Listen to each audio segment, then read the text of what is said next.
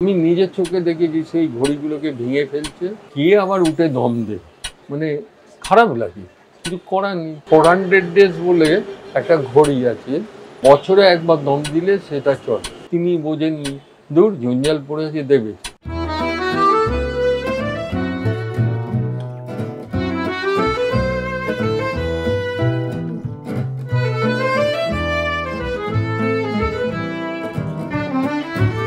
ঘড়ি সময় পরিমাপের যন্ত্র। ইতিহাস ঘাঁটলে জানা যায় 15 শতকেই এই যন্ত্রের আবিষ্কর্তা জার্মানির পিটার হেনলেইন। পরে ঘড়ির বিবর্তনে অবদান রাখে সুইজারল্যান্ড। স্যান্ডওয়াচ থেকে পকেট ওয়াচ, সেখান থেকে রিস্ট ওয়াচ এবং আরও পরে ক্যালেন্ডার ক্লক, ওয়াল চাইমিং, টেবিল চাইমিংয়ের মতো মেকানিক্যাল ওয়াচ আমাদের জীবনে আসে। কালের নিয়মেই ঘড়ির বাজারের দখল নিয়েছে ডিজিটাল প্রযুক্তি। মোবাইল ফোনে ঘড়ি ঢুকে পড়তেই দম ফুরিয়ে আসছে দম দেওয়া ঘড়ির। তবুও কেউ কেউ তখনও ছিলেন এবং এখনও আছেন যারা আজও দম ছাড়ছেন না, পুরনোকে বাঁচিয়ে রাখতে লড়ছেন শেষ পর্যন্ত। গোপালচন্দ্র দাস সেই মুষ্টিমেয়দের একজন। 50-এ মহাত্মা গান্ধী রোডের শতাব্দী প্রাচীন ভোলানাথ দাস অ্যান্ড সন্সের শেষ পুরুষ। দাদুর পর বাবা, বাবার পর ছেলে নিজে, এখনও বেঁচে আছে এই ডাক্তারখানা, যেখানে ঘড়িরা প্রাণ ফিরে পায়। আমার নাম গোপালচন্দ্র দাস। আমি এই প্রতিষ্ঠানটা এখন মোটামুটি চালাচ্ছি। প্রতিষ্ঠানের নাম হলো ভোলানাথ দাস অ্যান্ড সন্স। এই দোকান আমার দাদু প্রতিষ্ঠা করেন। দাদুর তৈরি রাসবিহারী দাস অ্যান্ড সন্স ছিল কলকাতায় ঘড়ি সারাইয়ের অন্যতম নির্ভরযোগ্য ঠিকানা। সাহেবরা তো বটেই, যাদের কাছে বিদেশি ঘড়ি ছিল তাঁরাও এই প্রতিষ্ঠানের কাছেই নিয়ে আসতেন তাঁদের সব অসুস্থ ঘড়ি।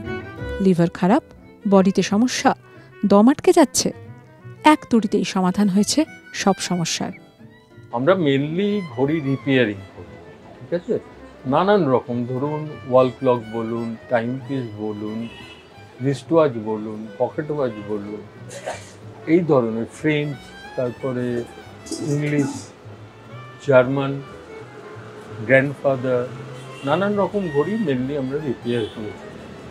কলেজ স্ট্রিটের এই দোকানেই রয়েছে ফ্রেঞ্চ, জার্মান, ব্রিটিশ সব ঘড়ি।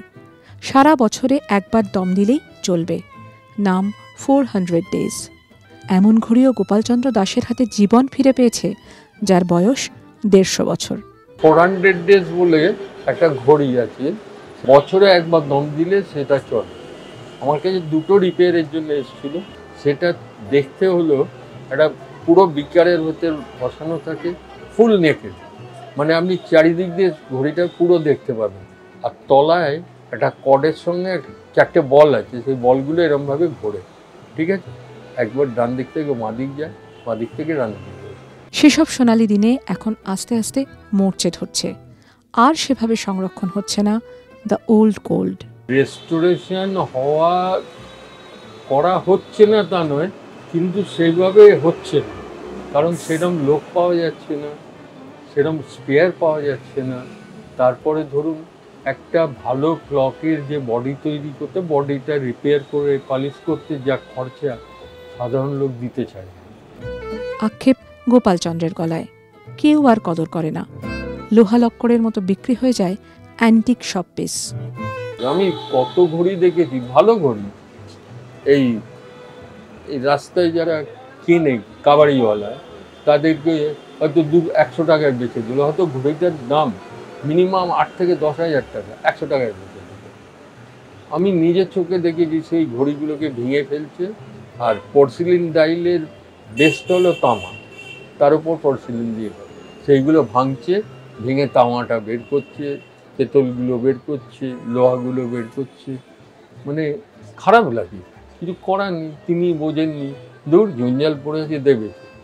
এরকম একটা কনসেপশনের জন্য আরও প্রচুর ঘড়ি নষ্ট হয়ে যায় আমাদের, মানে আমাদের দেশে ঠিক অন্তত কলকাতা জানি না কটা লোকের এই সেন্সটা আছে যে ভালো জিনিস, পুরনো জিনিস বাঁচিয়ে রাখি। এখনকার প্রজন্ম নেই, কে আবার উঠে দম দেয়।